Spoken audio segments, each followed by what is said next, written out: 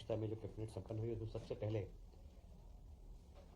देश के सम्मान के लिए 140 करोड़ लोगों के सम्मान के लिए जिस प्रकार देश के प्रधानमंत्री रक्षा मंत्री के मार्गदर्शन में देश की सेनाओं ने सिंदूर अभियान के माध्यम से पाकिस्तान के आतंकवादी अड्डों को तहस नहस किया है, उसके लिए प्रधानमंत्री, गृह मंत्री, रक्षा मंत्री देश की तीनों सेनाओं का अभिनंदन किया है। और कल प्रधानमंत्री जी के उद्बोधन के बाद एक बात बहुत स्पष्ट हो गई है कि यह स्थगित है, अगर पाकिस्तान फिर से हरकत करेगा हमारी सेना तैयार है, और इसलिए सभी ने माननीय प्रधानमंत्री जी का अभिनंदन किया है। प्रदेश में गेहूं उपार्जन का काम 5 मई को सभी 3,475 केंद्रों पर समाप्त हो गया है और लगभग इस अवधि में 9 लाख किसानों ने फसल विक्रय का कुल पंजीकरण करने के बाद 77.74 लाख मैट्रिक टन गेहूं का उपार्जन किया गया। इसका भंडारण हो चुका है और बाकी भी जहां जहां निर्देश दिए गए कहीं बाहर गेहूं हो तो उसका भंडारण करके वर्षा से कैसे हम गेहूं को बचा सके इसकी चिंता करें। इस पूरे उपार्जन के अंदर जो राशि खर्च हुई है वो 18,842 करोड़ का भुगतान किया गया है। बचा हुआ कुल 18 करोड़ का भुगतान है, वो भी हम जल्दी कर देंगे। अभी आपको मालूम ही होगा, महाराष्ट्र के मुख्यमंत्री जी आए थे और मुख्यमंत्री जी ने ताप्ती बेसिन मेगा रिचार्ज परियोजना का तो उद्घाटन किया है, पर दोनों प्रदेशों की सांस्कृतिक विरासत को, जो प्रधानमंत्री जी हमेशा कहते हैं कि विकास के साथ विरासत को भी हमें संभालना है, तो दोनों माननीय मुख्यमंत्री जी ने बैठकर महाराष्ट्र और मध्य प्रदेश के जो ज्योतिर्लिंग है, महेश्वर, ओंकारेश्वर, गणेश्वर, भीमा शंकर, इन सब का एक सर्किट बना है और वह एक धार्मिक सर्किट जो कि इन सभी ज्योतिर्लिंगों पर लोग एक साथ जा सकें, इस प्रकार की योजना बनाने का निर्णय लिया है। साथ ही महाराष्ट्र में के साथ रोजगार, व्यापार, सांस्कृतिक संबंध और ऐतिहासिक दस्तावेज को एकत्रित करना। महाराष्ट्र में भी कृष्ण पाठिका, मध्य प्रदेश में हम लोग भगवान कृष्ण ने जहाँ जहाँ अपनी लीला की है उस सभी स्थानों को हम डेवलप कर रहे हैं। जैसे महाराष्ट्र में भी वे सब स्थान जहाँ पर कि भगवान कृष्ण ने अपनी लीला के माध्यम से। नमस्कार साथियों, मध्य प्रदेश की राजधानी भोपाल में आज मंगलवार को सीएम मोहन यादव की अध्यक्षता में अहम कैबिनेट बैठक संपन्न हुई है। बैठक में महाराष्ट्र सरकार के साथ हुए एमओ सभी ज्योतिर्लिंग को जोड़ने के लिए सड़क बनाने और जंगली हाथियों के प्रबंधन को लेकर ग्रामीण प्रशिक्षण करते समय कई अहम फैसले लिए गए हैं। कैबिनेट बैठक में बताया गया कि 5 मई तक राज्य के 3475 करीब केंद्रों पर 9 लाख किसानों से गेहूं खरीदा गया है। अब तक कुल 77.74 लाख मीट्रिक टन गेहूं खरीदा गया है। पता है कि जिस प्रकार हमने इंदौर में मां साहब के 300 वर्ष पूरे होने पर कैबिनेट करने का निर्णय लिया है, उसी प्रकार महाराष्ट्र की सरकार भी पुणे के पास मां अहिल्याबाई का जन्म स्थान है, वहाँ कैबिनेट करेगी। तो एक अच्छा मां अहिल्या के प्रति ट्रिब्यूट है महाराष्ट्र सरकार का भी। साथ ही आपको स्मरण होगा कि देवी अहिल्या माता ने उस समय रोजगार की चिंता की थी। उस समय महेश्वर की साड़ी बुनकर, हस्तकरघा, इसको प्रमोशन किया था। तो हमारी सरकार और महाराष्ट्र की सरकार भी इस दिशा में जहां आवश्यकता होगी तो संयुक्त रूप से भी काम करेगी। ऐसे ही महाराष्ट्र के जो वीर हैं, बाजीराव पेशवा, होलकर शिंदे, ये सब इनका हमारा और इनका काफ़ी संबंध रहा है। तात्या टोपे, रानी लक्ष्मीबाई, अप्पाजी भोसले, ये सब महान लोगों के ऐतिहासिक दस्तावेज को हम संकलन करेंगे और उसको डिजिटाइजेशन करेंगे। मोडी लिपि जो करीब करीब आजकल लोग पढ़ने वाले बहुत, इंदौर में तो मेरा ख्याल है 2-4 ही बचे हैं मोडी लिपि को पढ़ने वाले और समझने वाले। इसकी लिपि को सुरक्षित करना और इसके भी विद्यार्थी तैयार करना, इस दिशा में भी हम काम करेंगे। माता अहिल्या देवी के पूरे जीवन पर सांस्कृतिक, धार्मिक, प्रशासनिक जो योगदान है उनका, उसके ऊपर नृत्य नाटिका, film, light and sound projection, mapping इत्यादि का काम महाराष्ट्र सरकार भी करेगी और हम भी करेंगे।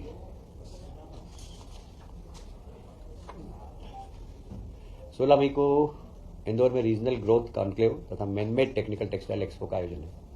आप सभी जानते हैं हमारे प्रदेश के मुख्यमंत्री माननीय यशस्वी प्रधानमंत्री जी के निर्देश पर कैसे हम रोजगार के नए अवसर सृजन कर सकें, इस दिशा में सरकार पहले दिन से ही कार्यरत है। मैं उसको दोहराऊंगा नहीं कि मध्य प्रदेश में जितने भी इन्वेस्टर मीट हुई है, GIS हुई है, उसके बाद से भी लगातार यह काम चालू है। अभी उसके बाद भोपाल की GIS के बाद इंदौर में भी IT कॉन्क्लेव हुई थी और उसमें भी निवेश करने के लिए हमने लोगों को प्रोत्साहित किया है।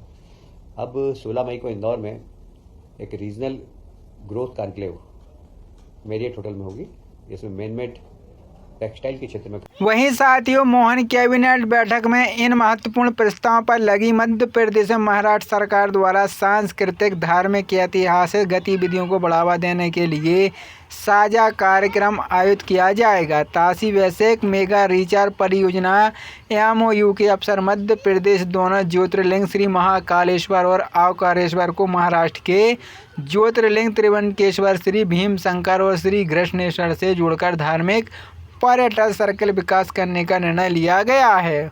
संस्थान है, इसको भूमि आवंटन का भी काम किया जाएगा। इस योजना के माध्यम से यह भारत अर्थमोर्स लगभग 1800 करोड़ का निवेश करेगा। यहाँ यह स्थान होगा इसका गोहरगंज रायसेन BEML द्वारा। यहाँ हाई स्पीड रेल के, मेट्रो ट्रेन के कोचेस बनेंगे और ये मुझे याद आ रहा है, ये काफ़ी दिनों से पेंडिंग था। अभी इसको जमीन आवंटन भी हो चुकी है और इन लोगों ने भी सारी, क्योंकि भारत सरकार का प्रोजेक्ट है ये जल्दी ही प्रारंभ होकर वहाँ के स्थानीय लोगों को रोजगार देने का काम करेगा।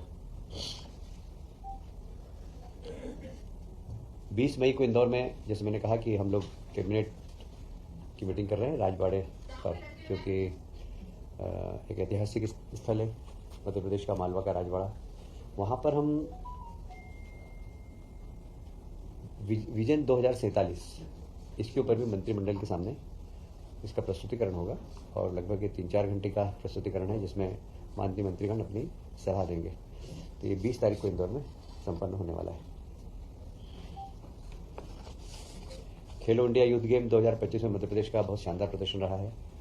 4 से 15 मई खेलो इंडिया गेम्स, जिसमें मध्य प्रदेश ने 9 स्वर्ण और 5 रजत पदक, 10 कांस्य पदक जीतकर देश में 6ठा स्थान प्राप्त किया है। मुझे कहते हुए प्रसन्नता है कि पिछले 10 वर्षों में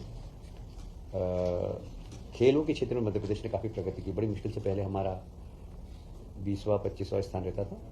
अब हम हमारे यहाँ के प्रदेश के खिलाड़ियों को हमने जब इंफ्रास्ट्रक्चर दिया, खेल विभाग ने बजट बढ़ाया, उसके बाद से खिलाड़ियों के खेलने के स्तर में भी बहुत परिवर्तन आया है और इसीलिए आप देख रहे हैं कि इस बार 9 स्वर्ण पदक, 5 रजत और 10 कांस्य पदक जीतकर मध्य प्रदेश 6वें स्थान पर पहुँच गया है। आप सभी जानते हैं कि जो छत्तीसगढ़ हाथियों के कारण वहाँ के किसान बहुत परेशान हैं, पर एक कॉरिडोर है जिसमें हमारे भी 2-3 जिलों में हाथी आ जाते हैं। हमने उन हाथियों से किसानों की और वहाँ के जनजीवन को बचाने के लिए एक 47 करोड़ की बड़ी महत्वाकांक्षी योजना प्रारंभ की है, जिससे कि जंगली हाथियों की सुरक्षा भी हो, जंगली हाथियों के कंट्रोल के लिए वहाँ पर किस प्रकार उन गाँवों को प्रशिक्षित करें, जैसे कि हाथी घुस जाए तो फिर उनको पटाखे फोड़कर उनका मार्ग परिवर्तित करना, ये सब प्रशिक्षण देना, ये सब काम भी होगा। इसमें हमारा EI सर्विलेंस भी वहाँ पर होगा। हाथी जब आएंगे तो हम पहले से हमें पता लग जाए, उसका एक कंट्रोल रूम होगा जिसमें कि हम उनको रेस्क्यू करके, जैसे हमें जानकारी मिलेगी हम उनको रेस्क्यू करके और एक यथास्थान जंगल में वापस पहुँचा सकें। आप सभी जानते हैं कि जब हाथी बड़ा उग्र हो जाता है तो मानव जाति के लिए बहुत खतरा हो जाता है। तो उग्र भी नहीं हो, इसके लिए बहुत ज़रूरी है कि वहाँ के ग्रामीणों को प्रशिक्षण देना कि जानवर को उत्तेजित नहीं करना, ये बहुत ज़्यादा ज़रूरी होता है। नहीं तो जब गांव में घुसता है तो अज्ञानतावश वो उत्तेजित कर देते हैं और उत्तेजित जानवर फिर बहुत नुकसान पहुंचा देता है। और इसलिए उस वहाँ के लोगों को प्रशिक्षण करना और वहाँ पर एक रैपिड एक्शन टीम तैयार करना, जहाँ जहाँ स्थान उन सब स्थानों पर निगरानी रखना, उनकी ट्रैकिंग करना, पेट्रोलिंग, ये सब व्यवस्था की जाएगी और इसमें लगभग 47 करोड़ रुपए का बजट का प्रावधान है।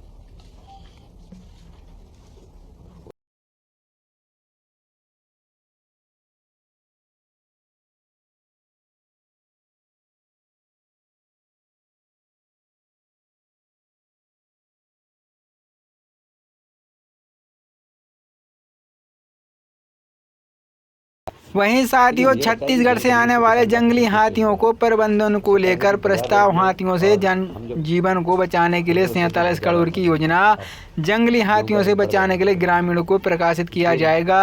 निवेश संवर्धन और औद्योगिक विस्तार करने के लिए 16 मई को इंदौर में रीजन ग्रोथ कॉन्वेंट तथा man made technical textile expose का आयोजन मेरियल होम